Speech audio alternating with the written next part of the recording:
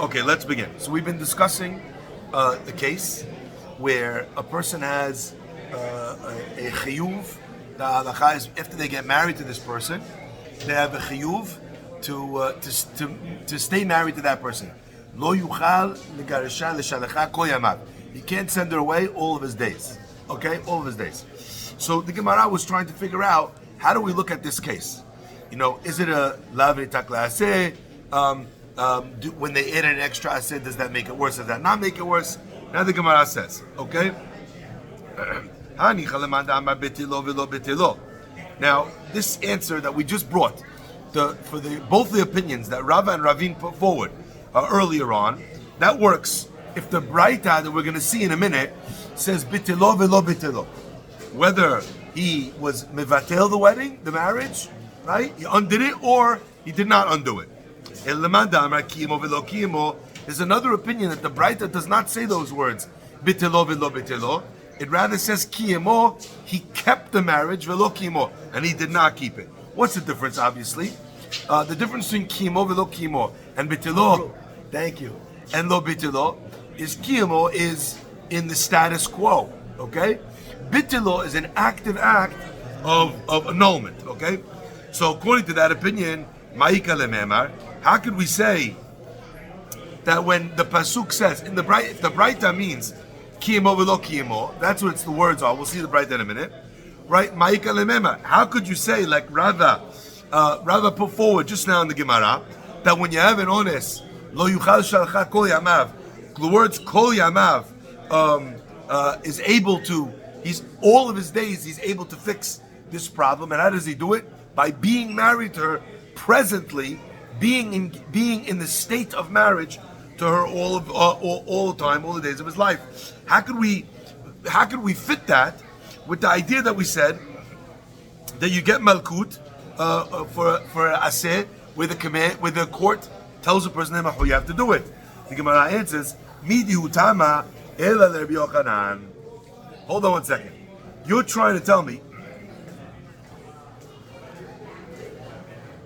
that Rava is an opinion or is an explanation in the Shita Rabbi Yochanan. Ha'amar Rabbi Yochanan letana.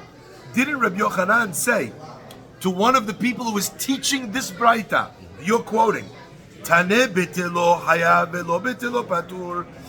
You saying the words this way, you should say the Braita in the form I'm about to say. Bitelo hayav velo bitelo patur. If he nullified the marriage, hayav, he's obligated for lashes, for malkut. Lo bitelo. That's what that was. Like, I thought this. No, that was a Japanese horn. Lo bitelo. But if a person was not mivatel, whenever a person is not mivatel, so then he doesn't get malkut. Okay? So according to that, how do we know that this is how Rabbi Yochanan learned the Braita? So all this is just a setup what we just learned up until this point. We learned the Braita in front of Rabbi Yochanan. Any lo ta'aseh that has a kum ba'aseh attached to it, okay? Kiyem aseh sheba. If he did the aseh, if he fulfilled the positive rectifying commandment attached to the negative, well, like we said, you stole something. The rectifying positive commandment is the act of return. Kiyem, you fulfill the aseh sheba. Patur, you don't have malkut. Bitel aseh sheba. But if you did not do the aseh, the rectifying positive commandment, chayav. Amaleh, Rabbi Yochanan said, my ka'amrit, I don't understand. Doesn't make sense what you're saying. Kiyem patur, lo kiyem chayav. If you did the aseh, you're patur. If you did not do the aseh, you did not fulfill it, chayav. You get lashes. I don't understand. Bitul chayav, lo bitel patur. It doesn't make sense. Because then the Braita also says, bitel chayav, lo bitel patur, which means there's obviously going to be a gray area. Because you're holding the kiyem and the bitel as similar things, and one does not mean the same as the other.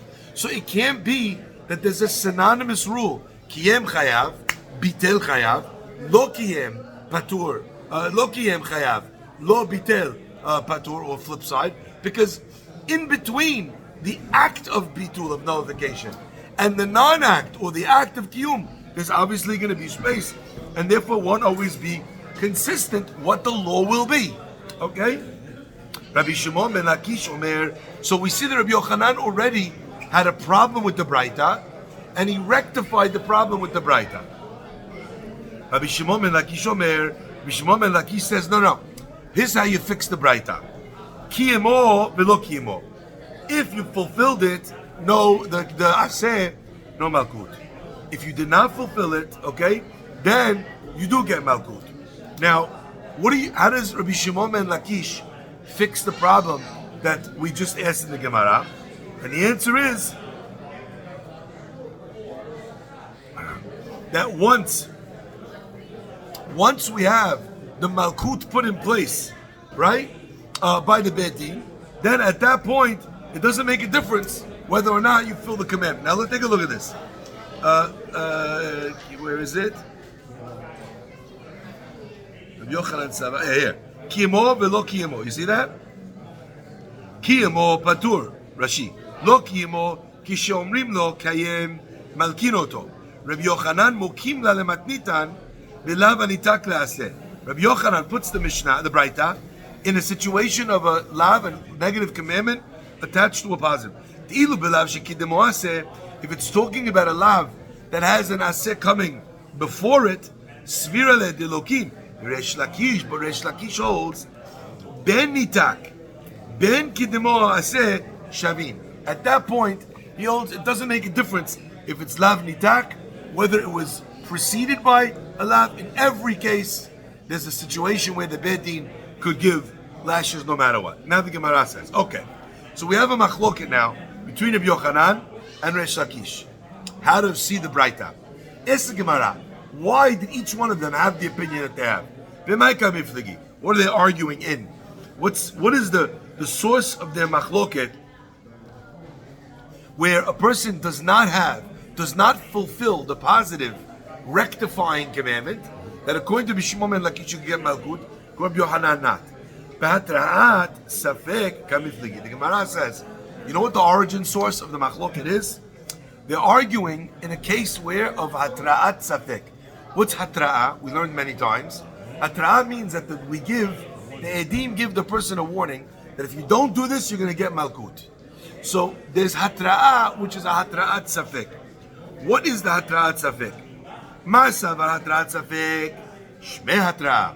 Rabbi Yochanan holds that when you have a hatra'ah misafek, hatra'ah which is dubious, which is not 100%, not clear, it's considered hatra'ah, and you could give malkut based on that. Resh Lakish holds hatra'at safek lo shmei hatra'ah.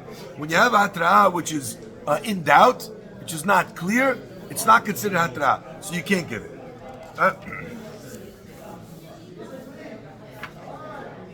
Okay, so if that's the case, that Rabbi Resh Lakish holds hatra'at safek is not considered a warning, so therefore it can't be that Resh Lakish would be able to learn the Braita bitelo velo bitelo. Why? Because if you were mivatel, but there was a hatra'ah misafek, then there's not enough for me to give you malkut. But if you hold it's kiyem, if he's explaining the Braita on kiyem, then kiyem is not the source, the origin source for your malkut. What's the origin source for your malkut? The kiyem on the original sin that the person did, and therefore Resh Lakish will follow. The opinion of kiyem v'lo. Let's just take a look at Rashi. Rashi says we're not going to do the whole Rashi because it's long. You see it's 5 lines down the wide lines. Resh Lakish Sava. Sorry, let's start with the Yochanan. First wide line. Yochanan Sava tzafek shme'atra fa'afa gav de kol lo ta'aseh shenitak le'aseh. Every lo ta'aseh which is attached to aseh, lidvarav, according to his opinion, hatra'at safeki is always hatra'at safek. Why is it hatra'at safek? Why is it a dubious hatra'ah? Because you're doing a negative commandment. I come to you and I say, you know what the punishment for this is? Lashes. But what I just said is not 100%. Why? Because if you did the positive rectifying commandment, you could correct it. So therefore, the warning I'm giving is de facto not a vadai warning. No matter how he words it. No matter how I word it. Okay? So Resh Lakish holds, since you could fix it with an aseh, I come along, I give you hatra, it's by definition hatra tzafek. So he says, hatra tzafek, u'sharei kishover alav, tzarich la'adrot bo, v'hu omer, and he says, shegamar alav, b'bitul ha'aseh, talui, u'kishematrim bo al tigaresh, safeku, when they tell him, don't divorce this woman, right, who he previously did motzi shem ran, it's a safek, shem alo yivatel da'aseh, ladra, maybe he'll stay married to her, and then he didn't do anything wrong, banat. Kishiyadira, when he pushes her away, vivatlenu ka'amar delaki al matat safek shmei hatra. So according to Resh Lakish, according to Yochanan, if you could give that person malkut at the end, then what's the halakha? Clear. Halakha is hatra safek is considered shmatra. Resh Lakish holds no, since at the time hilkach hatra safek lo shmatra hatra. Hilkach imaya gamar halav talui bibitul ha'aseh. If he would learn that the lav, the negative commandment, is done bibitul ha'aseh, lo haya lokeh alav, ela halav mishigiresh nigmar v'havi lehatrat vadai. What was my hatra'ah on? My hatra'ah was on the lav, on the negative commandment, and that is not a question if you did or if you didn't do it. The hatra'ah is on this negative commandment, not on the state of what will happen. Rabbi Yochanan says the hatra'ah is on the future, and therefore we don't know what's going to happen. Maybe you will, maybe you won't. Maybe you'll fix it with the aseh, maybe you won't. Rish Lakish says, no. I'm going to do the hatra'ah on the isur, and that's vadai. That's not a safek. Now, what could I do in that scenario? I could do aseh, I could do a positive commandment, and that saves me from my malkut. You understand? Let's just rephrase it. One of the witnesses saying, if you do this, you're getting malkut. Now, it's true that there is a scenario where the guy won't get malkut. Why are you saying one? It's supposed to be two, no? Sorry? Why are you saying one witness? No, I'm saying witnesses. I don't mean yeah. yeah. The guy comes to me, he says you have hatra. But what's the hatra on? Hatra is on, don't do this negative commandment. Now you did this negative commandment. Now you have lashes. Let's say the guy dies. He doesn't get lashes. Would you say that the hatra was hatrat safek? No. It's not a dubious hatra. It's not a uncertain. It's sure.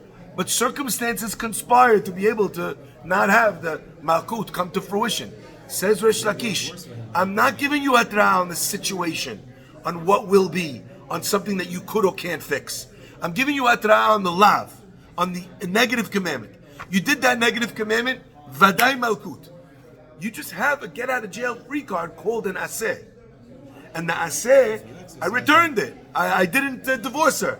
So the aseh is able to push off the malkut, but that's considered hatrat vadai.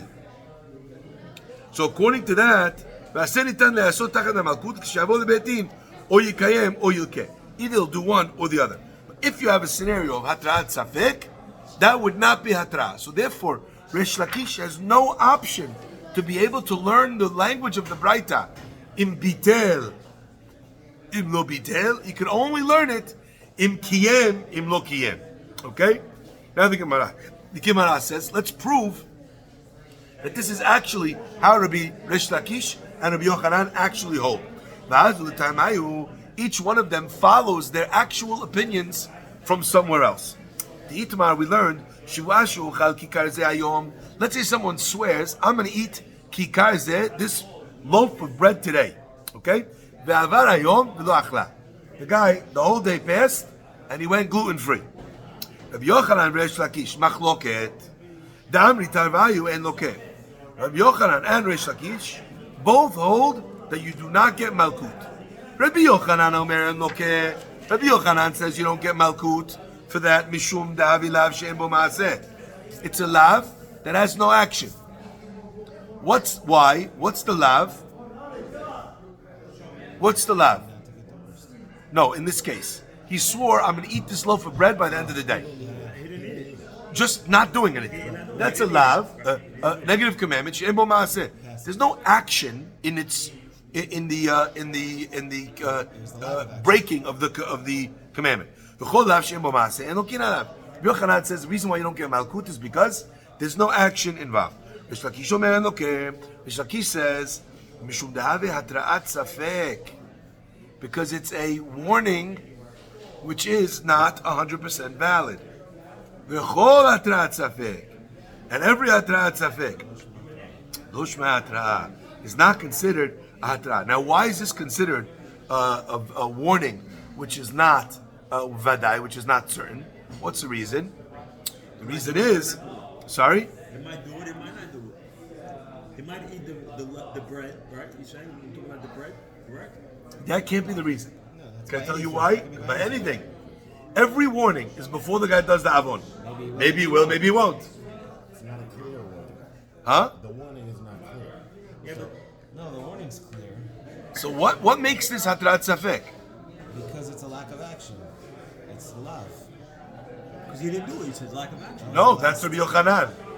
Why is Rish Lakish saying that this is hatrat safek? This is very interesting. You know what he's saying? Because I have an option. Let's review. What's the avera over here? It's a double negative. Remember, that's what you're getting confused on. I swear, I give an oath, I'm going to eat this bread. So what's the lav over here? Failure time. Full swear. The lav is to break your shivua.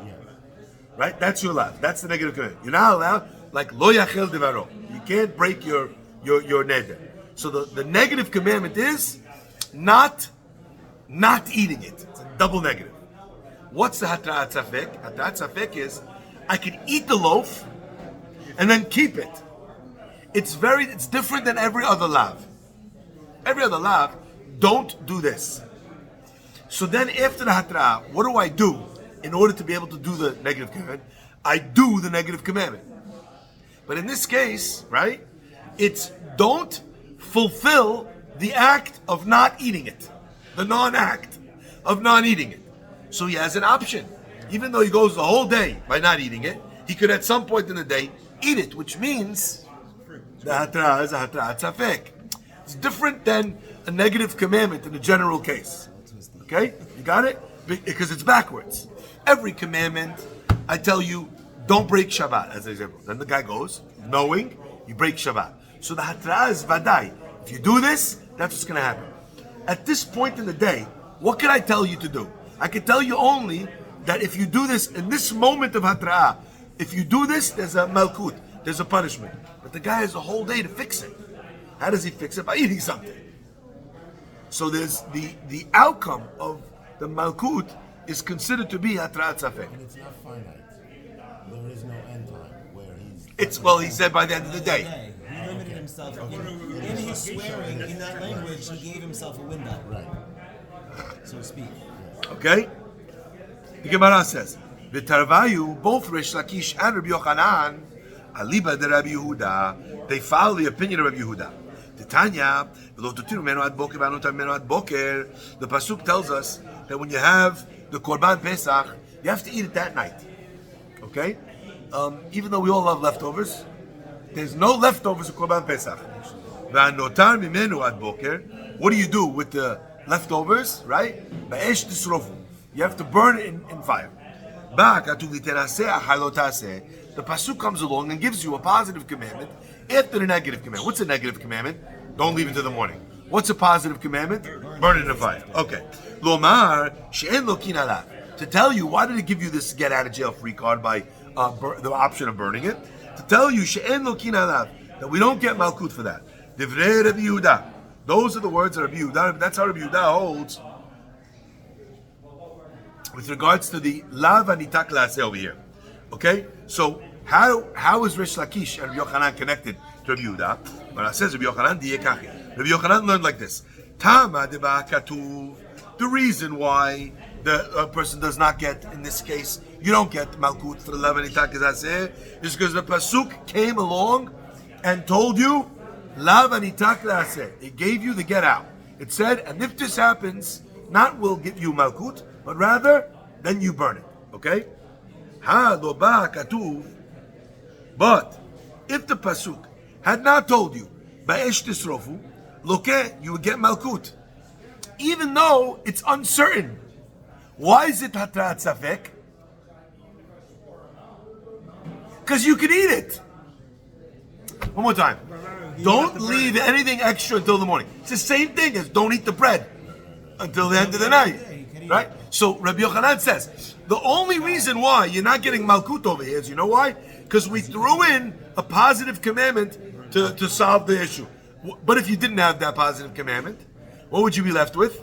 You would left me with malkut, even though it's hatrat safek. So Rabbi Yochanan, alama, we learn from here, hatrat safek shme hatra, that an uncertain hatra is still considered hatra. That's how Rabbi Yochanan learns from the words of Rabbi Yehuda. Rish Lakish de'ekachi. Rish Lakish holds and learns his position exactly the opposite, also from the same Rabbi Yehuda. Svarot hafuchot is what we call it. Logic which is inherently contradictory. Rish Lakish de'ekachi. Rish Lakish learns like this. Tama deba katuv. The reason why you don't get malkut over here is because the pasuk came along and told you a solution. Halo katuv. But if you did not say, if you did not have the answer of burning it in a fire, loke, you will get malkut. Alma lav she'en bo ma'aseh lokin alav. He holds hatrat safek, right? Is shmeh hatra, is considered a warning. So what does he learn from this? He looks at the same bright and he says, listen, the reason why you don't get malkut is because the Torah said you could burn it in a fire. What if the Torah did not give you the answer, burn it in a fire? You would get malkut. What do you learn from here? You learn from here that elav she'en bo ma'aseh. If I'm sitting here, I ate my fill of the Korban Pesach. The Torah says, don't leave any more until the morning. What is the lav? What do I need to do in order to do this negative commandment? Don't eat. Nothing. Go to sleep. Lack of action. Lack of action.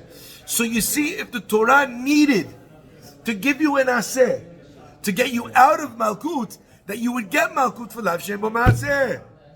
And that's Rabbi Rish Lakish's opinion of lav she'en bo ma'aseh. Okay. Gemara says, okay. So now the Gemara does what it always does. Okay, so I got you. Beautiful. What you all did there, magnificent masterpiece. Why did you do you and you did you? How come you didn't do him and he didn't do you?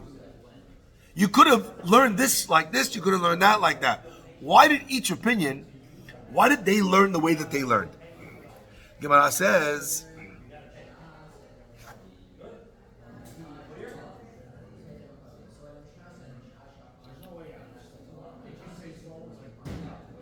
Rabbi Shimon ben Lakish, Nami Havada Hatrat Safeku. 1 second. For Rish Lakish also, isn't this obviously a case of Hatrat Safek? And what does it prove to you? It proves to you, Hatrat Safek Shme Hatra, that when you give Hatrat Safek, it is considered a Hatra. So what does Rabbi Shimon ben Lakish do with that in this case? It says, Sava Lakidech Tanad Rabbi Yehuda. He holds with regards to this, like the other opinion that argues on Rabbi Yehuda. Titania, we learned the Braita, Hikazeh, Vichazar Hikazeh. If he hit one, he hit somebody. And then he went and hit somebody again, somebody else. Vichazar Hikazeh. Okay? Now, what's the case over here? The case is talking about a case where it's asur to hit the person. Where is this specific isur of hitting a person? Makeh ish, right? Makeh aviv imo, mot yumat. Very dangerous. There's even halachot that talk about this. What if you have a surgeon to do surgery on his father? You're not supposed to do it.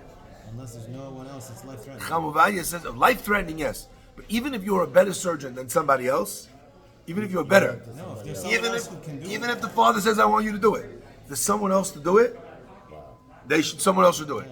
And this, by the way, and that, exactly, you just said the main word. It's not only surgery, you cut the guy open. Let's say you need to give you a shot.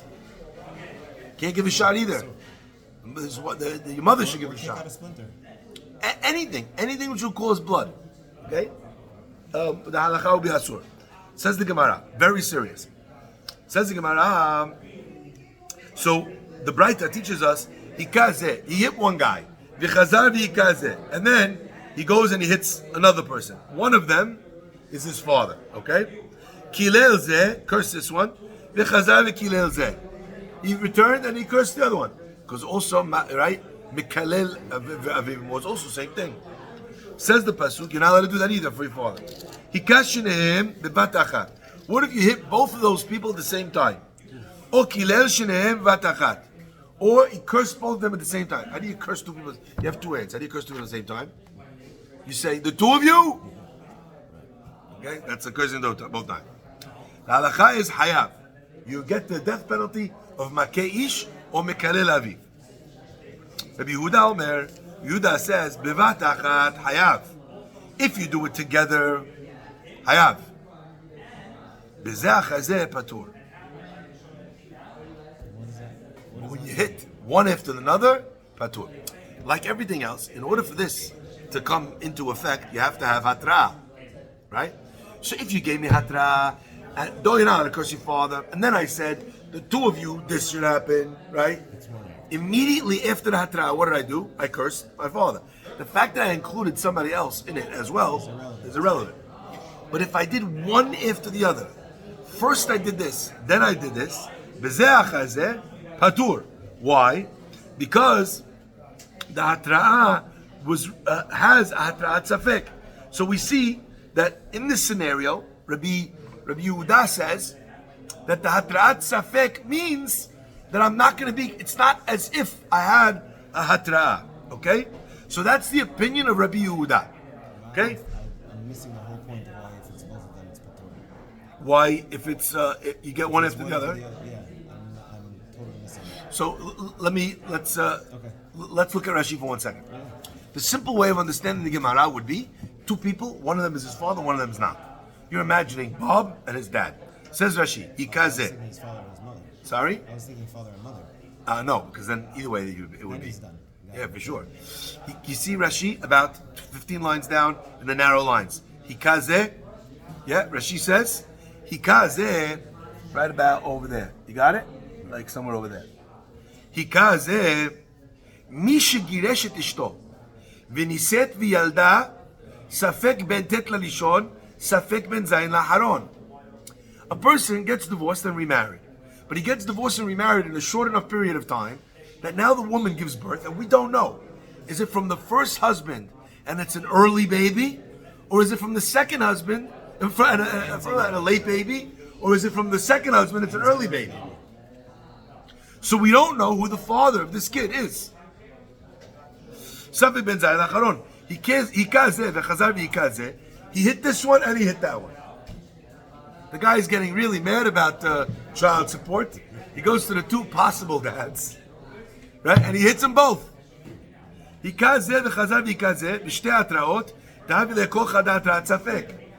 So we warned him, don't hit this guy, hits him. Don't hit that guy, hits him. On every hatra'ah, it's not a hatra'at vadai. Because what's the warning? You're not allowed to hit your father. I'm hitting this guy, I don't know if he's my father. I'm hitting that guy, I don't know if he's my father. In the end, I wound up hitting my father. But in the warning, there was never a warning which was a clear and certain warning. Because on each act of hitting, if I hit them both bevat achat, it's definitely one of these guys. Unless the woman is even more of a player than we thought, right? But at least the way we're seeing it in the Gemara, bevat achat, you covered all the bases. So that's hatra'at safek. And Rabbi Yehuda says, bezeh achazeh patur. So you see that hatra'at safek according to Rabbi Yehuda is doesn't count. And according to this, Rabbi Reish Lakish understands hatra'at safek lo shmei hatra'ah. Okay, so if that's the case, what does Rabbi Yochanan do with Rabbi Yehuda? Yochanan nami havadai lav shemo ma'asehu. In this case, right? In the case of the bread, right?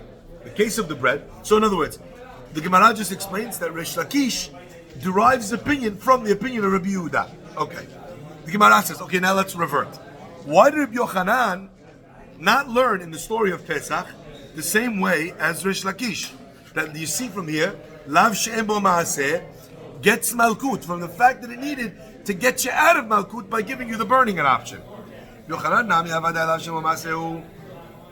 Isn't it also the lav she'en bo ma'aseh and you see that you would have had Malkut if not for the Torah, specifically excluding you by giving you the burning it in the morning option. Gemara says, Savar la ki hada meravidi baravim. Amar Rabbi Yitzchak Rabbi Yochanan. He holds like this long string of people that said over in the name of Yochanan. Rabbi Yehuda Omer Mishur Yossi Aglili. Rabbi Yehuda taught in the name of Yossi Aglili. Kol lo ta'aseh Torah. Every negative commandment that we have in the Torah, lav sheyesh bo maaseh, right? A lav that does not have an action, lokin alav. You get malkut. Lav she'en bo maaseh. If it has an action, you get malkut. Lav she'en bo maaseh, en lokin alav. Chutz, with one exception, min hanishba. If you swear falsely, umemar, or someone who takes an animal and you swap it for a korban. Or if you curse someone using the name of God. All of those are negative commandments. There's no action, and still you get malkut for those actions. Okay? So why would you get malkut for those actions, by the way? If you're telling me that every lav, shembo maaseh, does not get malkut, how come there's a chutz? How come those do get? What do you think?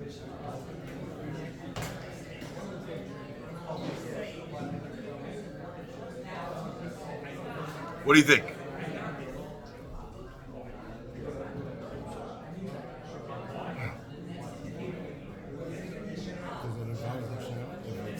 It's finite. It's definite. It's like there is no out. You violate. So it's not a lav nitak la'aseh, correct? But it's a lav she'en bo ma'aseh. There's no action. Still passive. It's it's not passive, but it's not active. Okay. I was nishba, Ah, yeah, okay. so I did a shua, but in that shua there's no action. It's just speech, huh? Then there's a whole Divrei Yishmael Divine Masa. So the question is if akimat sefatayim is considered a maaseh, but that's a little bit of a question because then it should be that way for anything that you say. Yeah, it's a big. Any isur of speech should be that way. We'll have to come back to it, okay? The Gemara says, Kash Rabbi Yehuda, ad Rabbi Yehuda.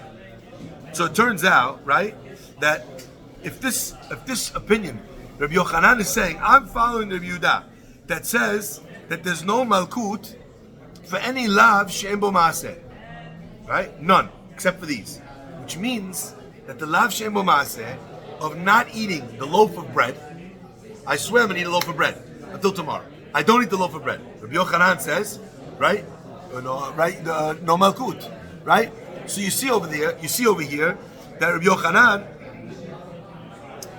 would not give malkut for that. Why? Because it's a lav she'en bo maaseh. Reish Lakish holds lav she'en bo maaseh does get.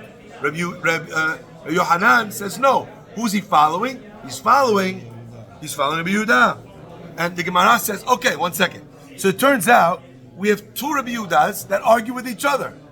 One Rabbi Yehuda seems to be saying lav she'en bo maaseh, right? That has no malkut. The other one seems to be saying lav she'en bo maaseh has malkut. Kashad Rabbi Yehuda, ad Rabbi Yehuda. So what did Rabbi Yehuda himself hold? Even though we found a Rabbi Yehuda that Reish Lakish could follow and Rabbi Yochanan could follow, what does Rabbi Yehuda himself hold with regard to this? The Gemara says, either Rabbi Shimon ben Lakish, if we're following Rabbi Shimon ben Lakish, okay, Tareh Tanaya Libid Rabbi Yehuda, we would learn that the two Braitot that seem to be indicating that Rabbi Yehuda has a different opinion on a lav that has no action, we would learn that these are two Tanaim stating Rabbi Yehuda's opinion. One of the Tanaim learns Rabbi Yehuda says yes, and one of the Tanaim learns Rabbi Yehuda says no. You got that? So even though it seems like a contradiction, imagine someone says, I heard Rabbi Fari say it's kosher. Another person says, I heard Rabbi Fari say it's not kosher. So is Rabbi Fari saying it's kosher or not? The answer is, you're saying he said it, you're saying he said no. So Trei Tanae, Aliba de Rabbi Yehuda. They both donated a newsletter. Right? Trei Tanae, Aliba de Rabbi Yehuda. Either Rabbi Yochanan, but according to Rabbi Yochanan, look, Asha, not a question. Hadideh, Hadrabe, One case is Rabbi Yehuda saying his own opinion, and one case is Rabbi Yehuda quoting his rabbi. So effectively, it's not two Tanaim saying the opinion of Rabbi Yehuda, it's one of them is Rabbi Yehuda. The second time it says Rabbi Yehuda said in the name of Rabbi Yossi HaGalili. So he's telling you what his rabbi held. He actually held differently. Okay, let's come back now to the original machloket of the Gemara. 1 second, what time is it? Oh, it's late. Okay, 1 minute. Every person, if you did something wrong, right, you can Okay, Tanan Hatam, we learned over there. Hanoten em alabanim, if a person takes a mother, we know what the halacha is, a person's not allowed to take, lo tikacha em alabanim, that's what the pasuk says. You see a nest, you can't take the mother and the egg. You have to shoo away the mother and then take the egg. That's the mitzvah of shiluch haken. Hanoten em alabanim, Rabbi Yochanan says, Rabbi Yehuda says, lo kevenu mishaleach. He gets, what's it called? Okay, he gets Malkut, and he doesn't have to send away the mother after he gets the Malkut. Chachamim say, no, now that you already took the mother, now most times when we do Shiluch HaKen, we take the eggs. But the status of the pasuk says not only that you have to shoo away the mother and take the eggs, but also you can't take the eggs you can't take the mother from on the eggs. So the Gemara says, what happens in the scenario? You already took the mother. Rabbi Yehuda says, okay, you took it, over. Now you get lashes. So now I got the lashes. I don't have to send her away. Lashes was the punishment for taking her. Chachamim say no. You can send her away and not get malkut. In other words, they're allowing you a remedy. They're giving you the out. Okay. This is the rule, okay? Kol mitzvah l'taseh, any mitzvah which is a negative commandment, sheyesh bakumase that has a positive commandment associated with it, en chayavin alav, you can't give malkut. So the chachamim learn that what it says, lo tikach ha'em al habanim, shaleach tishalach et ha'em. So it seems like the solution to lo tikach ha'em al habanim is send it away. So even though I already took the mother, now still, Shalech Tishalach gets me out of Malkut. Amar Rabbi Yochanan. Rabbi Yochanan says, okay, Zeh HaKelal. So they gave us an extra piece in the Braita. Not only they tell us that you don't get Malkut, they told us this is the rule. Zeh HaKelal. En lanu elazot ve'od acheret. We only have this case, the case of the mother and the sending away, and one other case. Do we find where there's Malkut if you don't do the action? Let me be clear. Up until now, we've been talking about this idea that if you have a get out of jail free card, then there's no Malkut. That's whether or not you do it. Yeah? So return the lost object, the stolen object. At what point do we give you Malkut for not returning it? Never. There's always the get out, which is returning.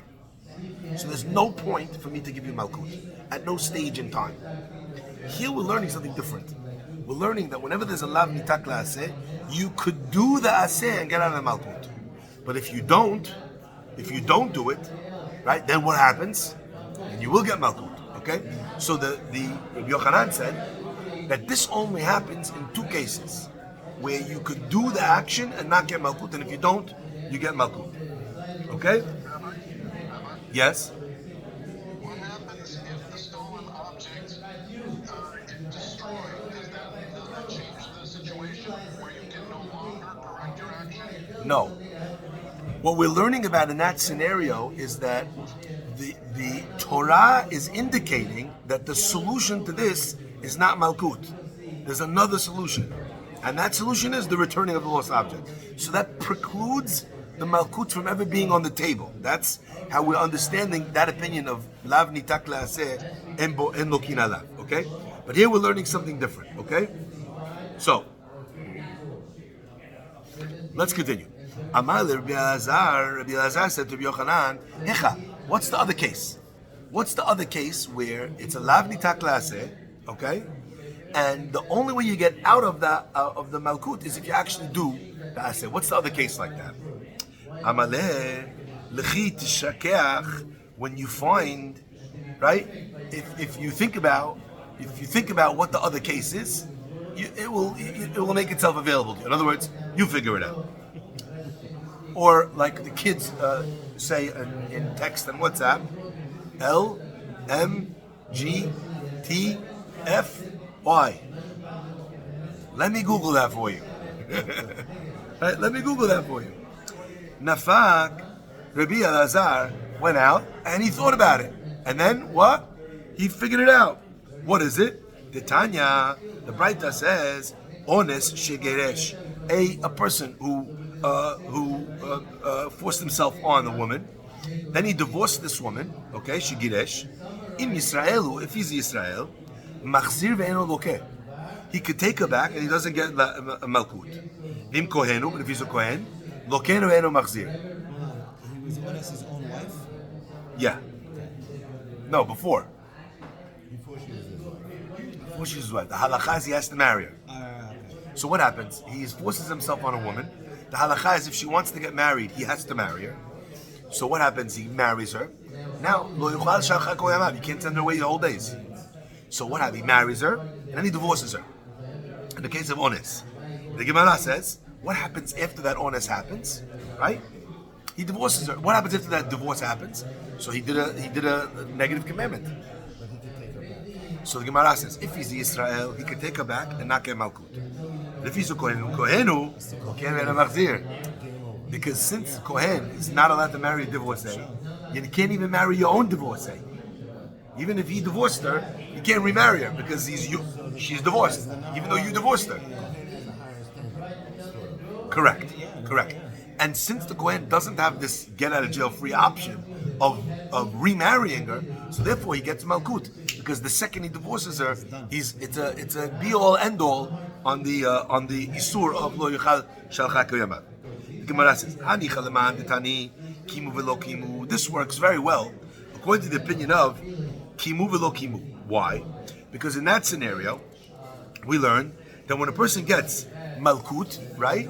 You're only getting malkut if you were mikayem, you fulfilled the get out of jail free card, or if you didn't fulfill the get out of jail free card. Okay? So therefore, if the person, in the case of the bird, right, you didn't send her away, or you didn't remarry the person, the court then warns you. The second the court warns you, you missed your chance, and you could get malkut because you didn't do the thing that you were supposed to do. If you did the thing you were supposed to do, it would save you. According to the opinion that says, that the Braita earlier says, bitilo, you didn't do it, you were mevatel, or lo bitilo, okay? So according to that, we understand whether it depends on whether you fix the situation or not. It's easy for the person to what's it called? That happens because if the person kills the bird, he can't send it away. Ela honest, but in the case of honest, what's the case where he can't fix it? Okay? Or he can't nullify it.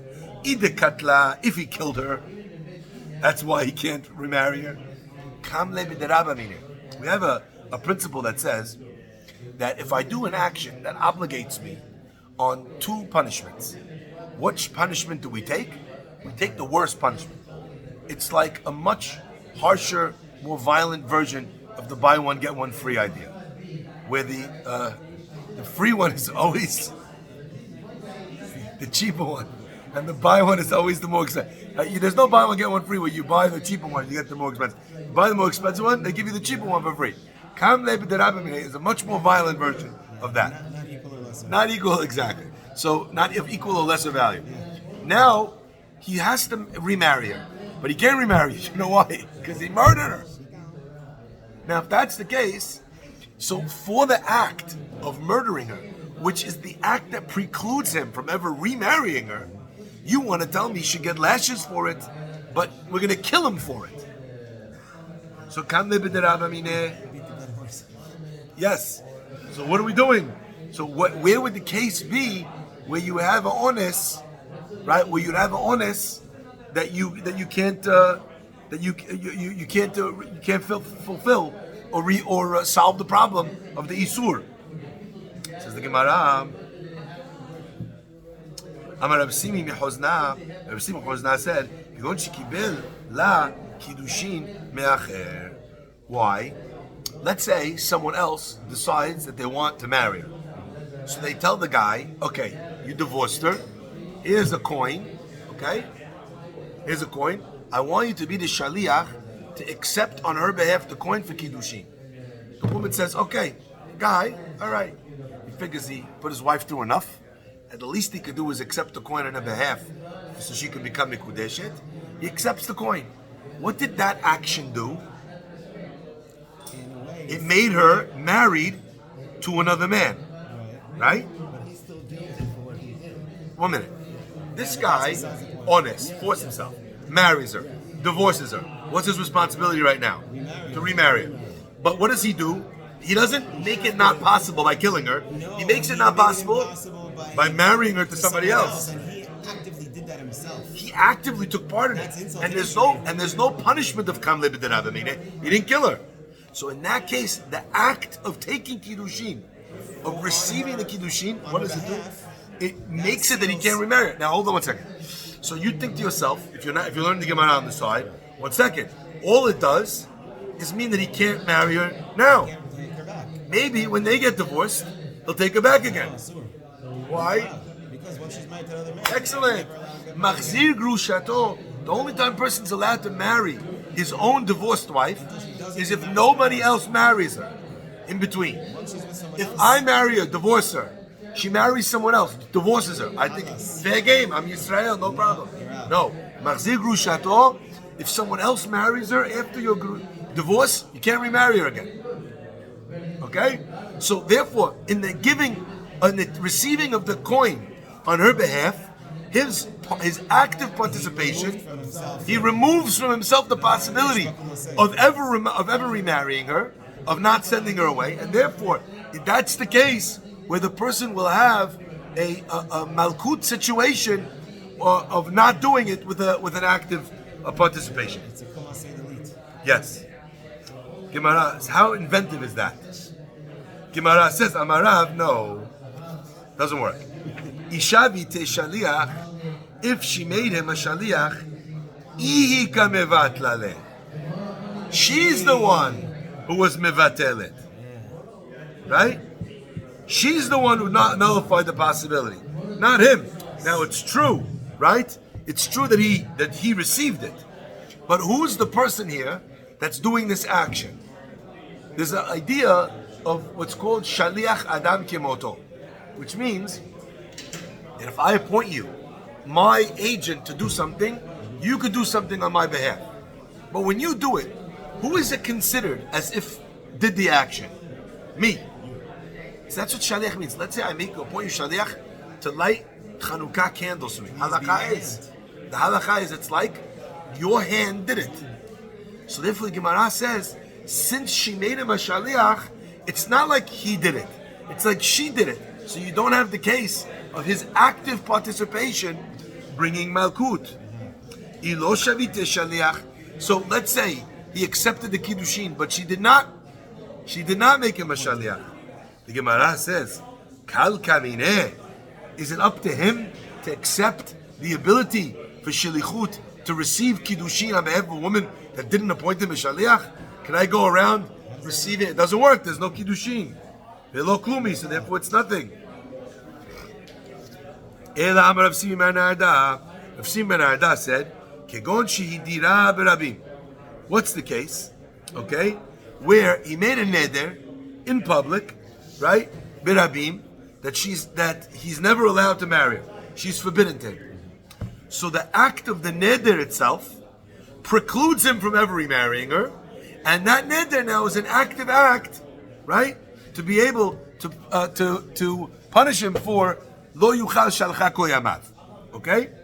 Gemara says, ha nichal lemanda amar. We said already earlier. Neder shehuda berabim en lo hafara. If you have a neder that was done in public, you can't do hatarat nedarim. But according to the opinion that says that you could have neder in public, and he could also, ma'ika lememar. That doesn't work. Gemara says, "Demadirala al dat ravim." Not that he made the neder in public, but rather he made the neder al dat ravim, on the knowledge of the public, of having the public agree with him on it. What does that mean? Al dat ravim makes a neder much more, much stronger. That's why we say a lot of times in the prayers, we say Al dat HaKadosh Baruch Hu, right? The Al dat Kol HaKal Hazeh, with their knowledge, in other words. So since a person who makes a neder Al dat Rabim, you can't undo the neder. The Amar HaMemar, because we learned, the HaMemar says, Hilcheta, we have Halacha Moshe Sinai. Halacha, neder shudar b'Rabim, a neder that was done in public, yesh la'afara. You could undo it. Al dat Rabim, but if you do the neder with the understanding and the consent of the Rabim, of the masses, en no afara. So there's no afara. So if a person makes the neder, al dat Rabim, that he's never going to marry her ever again, that neder is effectively taking away his possibility of ever taking her back, in which case he could get malkut for that action. Because in that minute, there's no more possibility of him ever remarrying her. And it's not happening in a passive way, it's happening in an active way. It's not he's not marrying her because he's just not doing it. It's he's not marrying her because he's done an action which makes it impossible for him to marry her. I was wondering why, as an example, Gemara does not suggest a scenario where he marries someone that it would be forbidden for him to marry her too. So as an example, let's say the guy marries her sister. So the answer to this is because, since that's an isur of arayot, so again you'd have kam le'b'derava meaning. Let's say it was done without hatra'ah, which is also the answer over there, by the way. Either way, let's continue. Right? If you don't have hatra'ah, we can't have a kam le'b'derava meaning because there's no death. The Gemara says, Rabbi Yochanan said that there's only two examples of a case where you have malkut, right? For not actively doing the act. But if not actively doing the remedy act. But other than that, all the other cases of lav she'en bo ma'aseh are not that way. Okay? Vitu leka, there's no other example of this. V'ha'ika, but I would think of other ones. What other examples are there? Siman, gazel, mashkon, upe'ah. Gazel, the Rahmanah, the Torah says, stealing. Lo tigzol, you're not allowed to steal. The yeshiva de gezelah, and afterwards it tells you what's the solution to that. Return that which you stole. Mashkon. What about a person who takes a mashkon? What's a mashkon? Collateral. So you're supposed to, you borrow money from me, I take a mashkon from you. The Rahmanah, the Torah says, that the Torah says, don't go to his house and take his collateral from his house, but rather let him come outside. Let him come outside and bring it to you. Okay? So what happens if the guy went into the house, and he took it? That's a transgression of the mashkon. Hashev tashiv lo, the Torah says, return him. Ha'avot kivo hashemesh. Return it to him when the sun sets. So you see, there's another example. Another example of a mashkon, of a lotase, which has a remedy of a kumvaseh. Umashkachat la b'kiyimo velo kiyimo. And you will find in this case the person will have malkut, right? But by not doing the negative, by not doing the remedy, okay? Ubitilo velo bitilo, and or a scenario where you mevatel the negative commandment, or not negative, nullifying it. What's the difference? Kimo velo kimo says, Betin says, you know, we're going to give you malkut. You lost your chance to fix it. That's kimo velo kimo. So even though there is a solution, but if you didn't do the solution, we're going to give you malkut. Bitilo velo bitilo takes it one step further. Bitilo bitilo bitilo, that's in the Braita before, where you were mivatel you undid the remedy. Not just you fulfilled it, you don't get. You don't fulfill it, you get. But bitelo, if you broke the thing, then you get, and if you didn't break it, you don't. So, the Gemara says, so you have other examples, other than the ones that Rabbi Yochanan brought, that have a scenario of kimo velo kimo and bitelo velo bitelo. Why does he say there's only two, which is ones and shiluach haken? Gemara answers, hatam, when it comes to the case of gizela and v'heshivit gizela, when it comes to the case of mashkon, where it says hashiv tashiv lo et avot, return the mashkon to him, kivan dechayav b'tashlumin, since the ganav or the person who took the mashkon has an obligation to be able to pay it back, en lokeu mishalem. Anytime there's an idea of paying something back, we said already earlier that there's no double jeopardy. You can't make me pay and give me malkut. So since there's an outstanding obligation to pay, so there's no malkut. En lokeu mishalem. Okay? So therefore, why is that? Why does that help? Why does that help? Because Rabbi Yochanan learns bitelo, bitelo, bitelo. So what happens if I took the object and I destroyed the object that I was supposed to return to you, the stolen object? Right? I still have an obligation to pay. It doesn't delete. Yeah. So therefore, even though I broke the remedy, I still have an obligation of mishalem. So even though it's a good example of what the case of bitelo velo bitelo, it has another reason why you're not going to get malkut, which is eno lokeu mishalem. I'd imagine the Gemara is saying that also about the mashkon. That the mashkon also is considered something that you'd have to repay, and therefore even if I destroyed the mashkon, I would have an obligation to return the monetary value. Matkifla Reb Zera asked, "Haikam mashkon shel ger." We have another case that could count for this. Haikam mashkon shel ger. There's the mashkon of a ger, of a convert. That if you took it and destroyed, meta ger, and the ger dies, right? Then there's no one to pay it back to, because a ger a convert has no, assuming he didn't marry and have children, he has no relatives, or at least marry. So he has no relatives. So the minute he dies, there's no one to pay it back to. So in a case of mashkon of a ger, where the ger has no relatives, and destroying the object would ruin the ability to give it up. In such a case, there would be no solution to be able to pay it back. Gemara answers, Hatam Gavra bar tashluminu v'shibuda degeru dekapaka. 1 second. You, the guy who did this, you have a responsibility to pay. But shibuda degeru dekapaka. The problem is that the guy who you have to pay it back to, he died. The fact that he died doesn't mean that my relationship with my sin is changed. I just no longer have an address to address my responsibility to. So you can't say it's not lokeu mishalem, that it's not a scenario where I have an obligation to pay because there's no one to pay to. It's not that I don't have an obligation to pay. I do have an obligation to pay, and there's no way to give it to. Okay? So therefore, that's not a case of my active remedy of the solution, right? Rather, it's a outcome of the fact that the recipient is no longer present. No forwarding address. Yes, said very well. There's no forwarding address. The Gemara says, "V'ha'ika peah." What do you mean? Don't we have peah? Isn't peah an example of a scenario of a lotase, which has a aseh attached to it?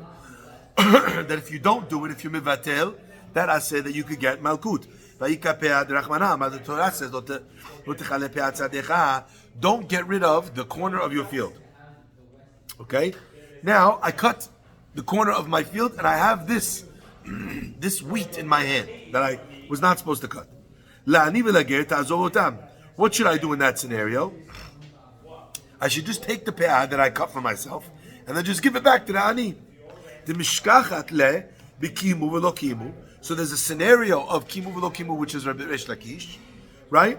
So you could have malkut either by the Beit Din comes along and says, at this point, you didn't rectify it, so we're going to give you Malkut, okay?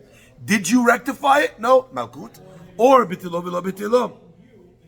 That you can have it by when he destroys the Pe'ah, okay? And or doesn't destroy it. So in other words, my get out of jail free card was to give back the Pe'ah. What happens if I destroy or eat the Pe'ah?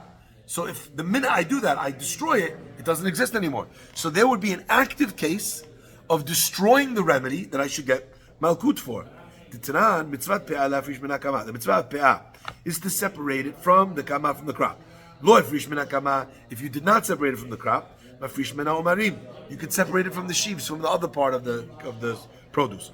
Lo afrish min ha'omrim, you did not separate it from the sheaves, mafrish min ha'kiri, you could separate it from the pile. Ad shelo merach, until you did not smooth out the pile of kernels. At that point, right, merecho, once you've done that already, right, you already caused the produce to be in the state of maaser, and once it goes to the state of maaser, then there's no more pe'ah, because pe'ah is a function of the kama. It's a function of the uncut grain. Once the grain is already to a situation where it's down the production line enough where we don't look at it as wheat of the field, and now we look at it both when it's standing, both when it's cut, etc., but not when it's already smoothed out.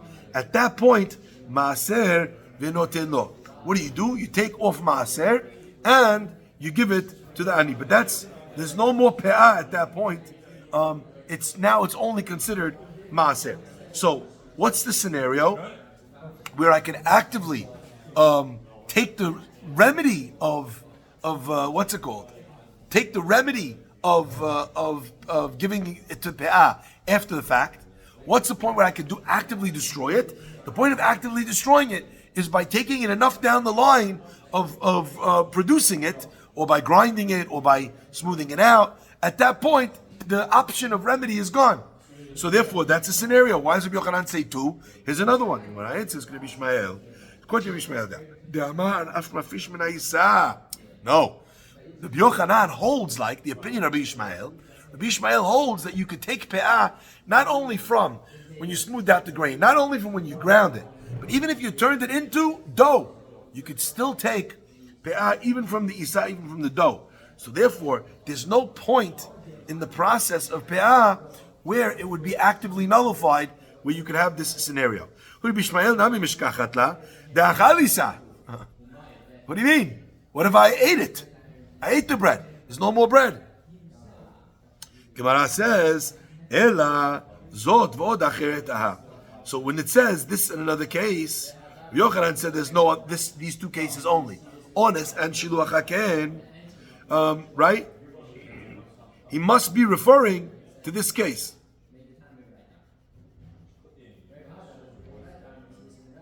So when he said this case and another case, this was the other case, pe'ah. Okay, so now we just knocked off the other second case, which was that we dealt with before. Okay, of ones. Yeah.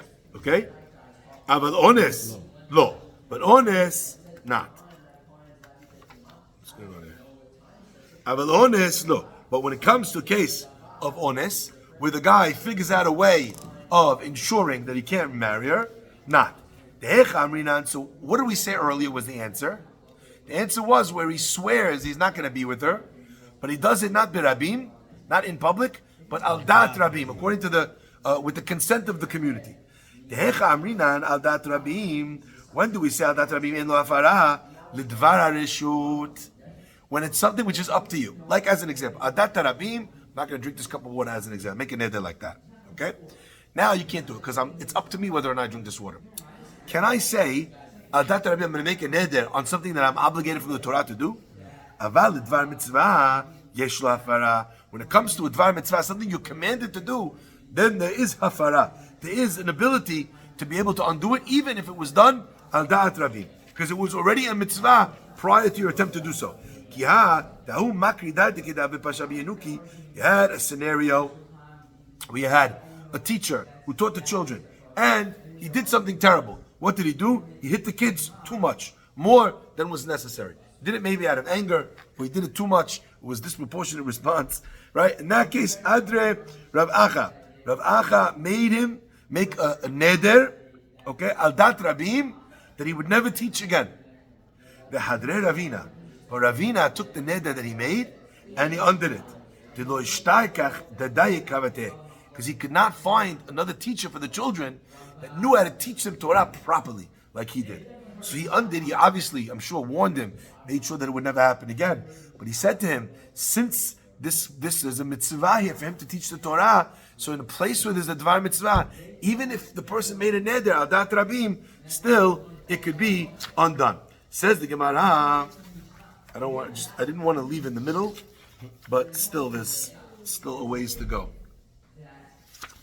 Okay, so let's end over here. So let's just review the place that we're up to over here. Is Rabbi Yochanan said that there's only two cases where there's a active annulment of the remedy, and you get Malkut for that. And those two cases we thought were Shiluach HaKen, which is where it says it, and Ones, which is the case of Ones, where he then makes a Neder al Dat Rabim, and that's what we thought the case was. And the Gemara says, well, what about the case of Pe'ah? And we came up with a case where you could actively undo Pe'ah by turning it into bread and then eating that bread. So at that point, you actively undid the remedy of being able to give that to the Ani. On that, the Gemara says, you're right. That's the other case that Rabbi Yochanan had in mind. And therefore, that's this case and the other case. What about the case of Ones? Case of Ones, not a good example because a Neder, al Dat Rabim, is only, in lo hafara, has no solution to it. That you could undo the Neder only for a Dvar Reshut. But for a Dvar Mitzvah, the halacha would be that it has a hafara, in which case, Ones is not a good example. Baruch Adonai Le'olam. Amen.